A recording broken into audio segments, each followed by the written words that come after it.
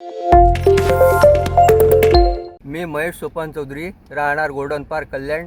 माझा मुलगा 27 वर्ष वयाचा शुभम महेश चौधरी खाली फिरायला गेला होता। त्या कुत्रा लोक खाली मस्ती करत होता। ते कुत्रा चावून गेला, त्याला त्रास झाला। तर पिसाळलेला कुत्रा होता। त्याच्यानंतर त्याला ही गोष्ट आहे 2-3-2.5 महिन्या पहिल्याची गोष्ट आहे। नंतर तो कुत्रा डेड झाला। त्याच्यानंतर लास्ट 2 वीक आधी एक मांजर बी त्याला अशीच मस्ती करते आली, ती बी त्याला चावून गेली।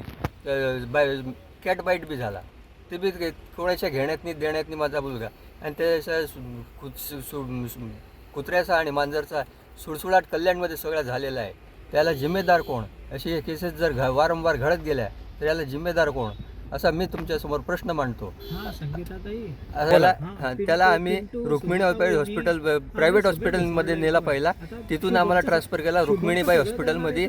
त्यांनी आम्हाला ट्रान्सफर केला कळवा हॉस्पिटल आम्हाला ट्रान्सफर केला कस्तुरबा हॉस्पिटलमध्ये। आणि कस्तुरबा हॉस्पिटलमध्ये परवाच्या दिवस त्याचा सकाळी 6:50ला मॉर्निंग 6:50ला डेड झाली। आम्हाला सोडून गेला तो। आता या घटनेला कोण जिम्मेदार? कोण लक्ष द्यायला तयार नाही।